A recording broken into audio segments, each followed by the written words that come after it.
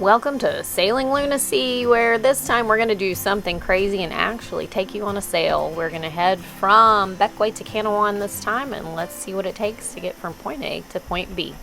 Hey, good morning. Today we are in Friendship Bay, Bequia, and we're going to do a little day sail down to Canouan to check out Canouan. Never been there. And of course the engine doesn't start. Oh, gotta push the right button.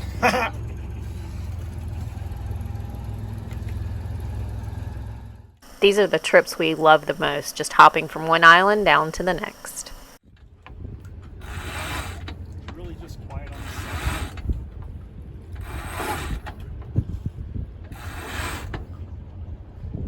side. It's not an easy sail to lift.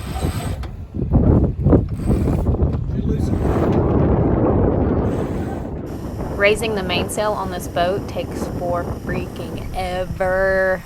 And even though we're only showing you bits and pieces of it, let's see if we can speed it up a little bit more.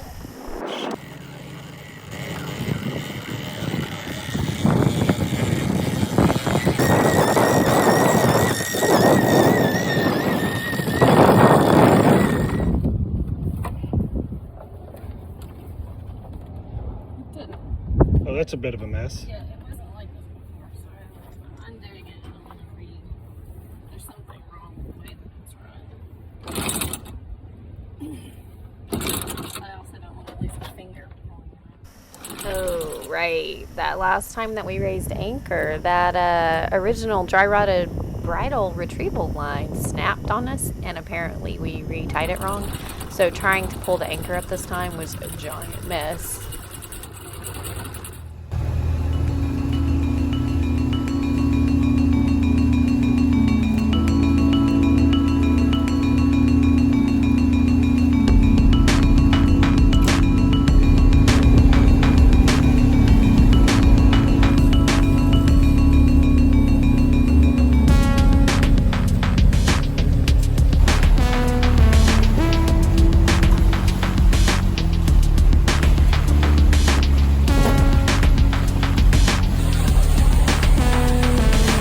Got 15 knots on the beam, making an easy 7.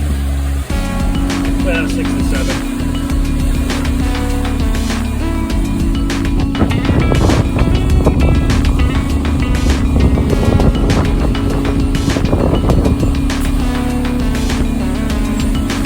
Assuming we keep this speed up, we'll be in Canouan in 2.5 to 3 hours.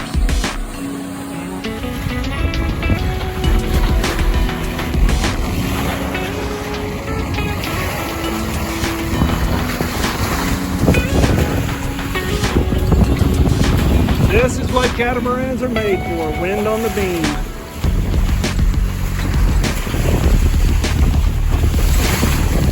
I find monohull sailing to feel more organic and more one with the ocean. The catamaran is a little bit more like riding a bucking bronco. But in the right conditions, man, they can really fly.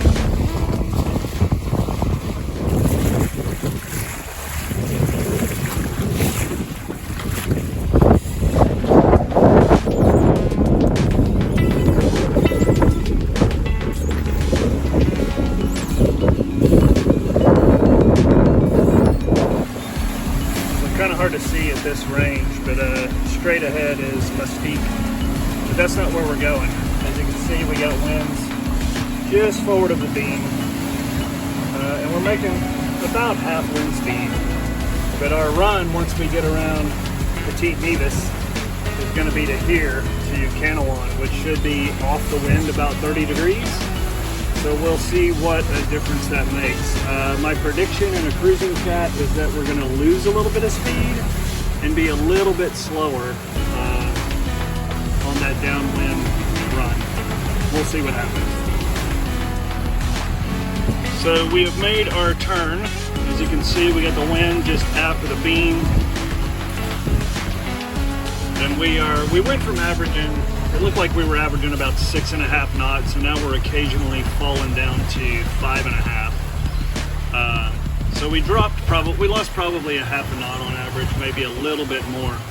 I think on a cat, this is where your downwind sails, your screechers, your code zeros, maybe even at this angle. Again, I don't know. You could probably do a spinnaker in these light winds and really crank up the speeds and get this thing flying. But you see the two sails that we have right now, so we got to do the best we can with the mainsail and the jib. Genoa, whatever. Nice little beach there on Petit Nevis. And we're passing by Isla Quatre, or as Brittany would call it, Dinosaur Island, because it looks like a dinosaur when you look at the satellite image.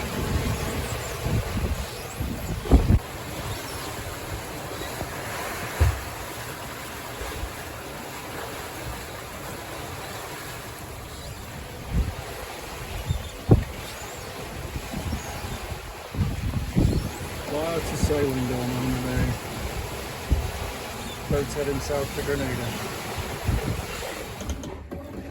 Come down here and see how Ray is doing. That is the autopilot from the last video, going to town. Really was a good thing it fell off, because it did find that when I put it all back together, there was a lot of slack in that chain. Chain tension looks a lot better. It's the business end going to the steering in the back of the boat.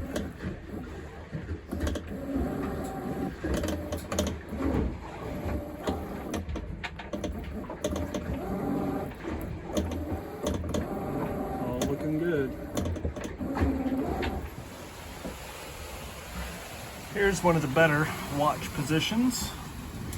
Obviously we're doing a short day sail, or we wouldn't just have halyard laying all over the top of the boat. If we were on passage, that would be stowed. With an easy day sail like this, small seas, we can have some hatches open, which allows you to sit inside on watch. We have this wireless hooked up to the chart plotter so we can see what's going on and make sure everything is copacetic. Although we cannot control the boat from here, you can at least keep an eye on it and see if anything pops up on radar.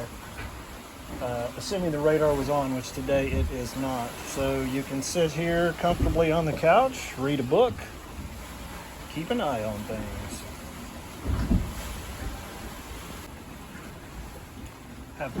Have conversations with folks all the time about radar and whether or not how useful it is. Or how, and a lot of people say it's not that useful. I would argue that they don't use it enough. To me, the trick to having an effective radar is to use it all the time, especially in daylight when you can see well. That allows you to correlate what you see on the screen with what's going on around you. So our radar is a Doppler radar, so what you see going on in this area here is basically just sea scatter. It's hitting a reflection on the waves, and sometimes, since those are closing on us, they're coming towards us, they will show up red. If an object was going away from us, it would show up green.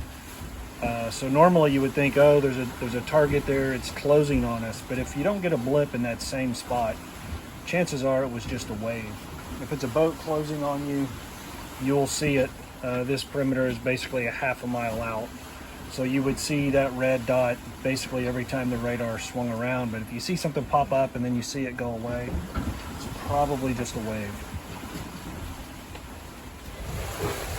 Although we love our new boat, we are not in love with our helm seat. So we are definitely looking for ideas to make this station a little bit more comfortable.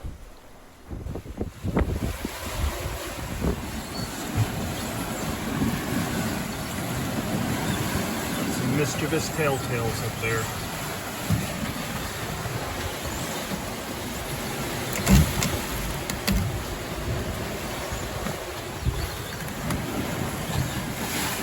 A little better.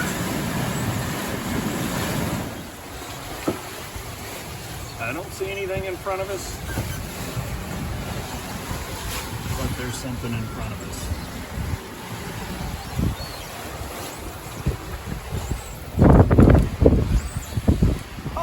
Look at that. It's Petite Canouan.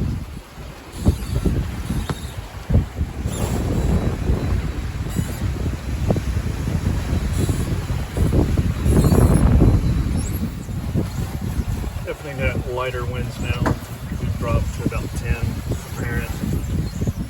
But we're also running a little further downhill, downwind, and definitely have slowed down to 4 to 5 knots. But that's okay, because we are only about 2 miles from the corner of Canouan, and maybe 3 miles from the anchorage. Be there soon.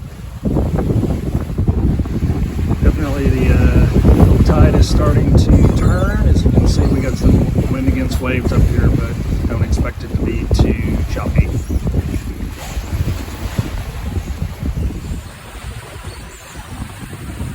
As expected, we slowed down about a knot when we hit that tidal bore.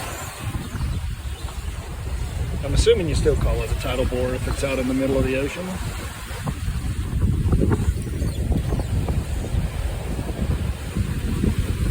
But still pretty calm.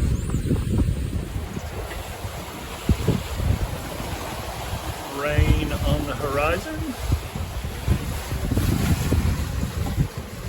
Rain on the radar. And it's about 8 miles out.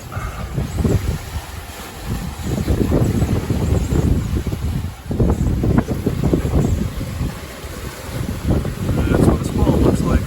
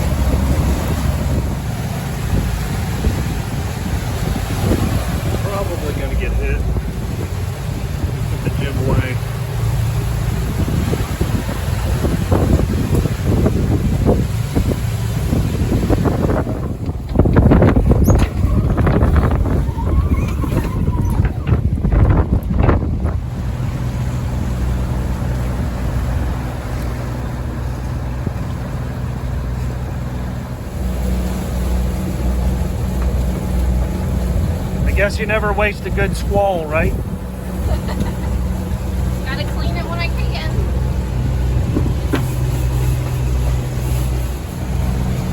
Here's what the rain looks like in overview.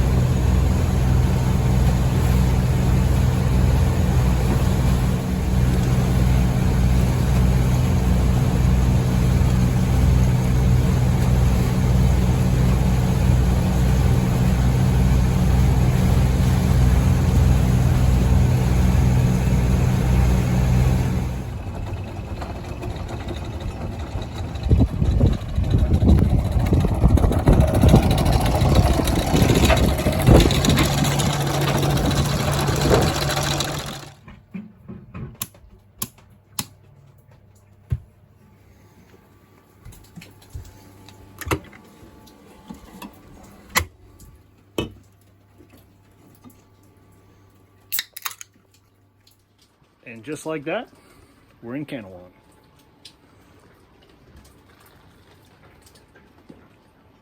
Cheers. And if you've ever wondered if there's any money on Canouan, here's a snapshot of their tiny little airport with $1 billion worth of private jets on it.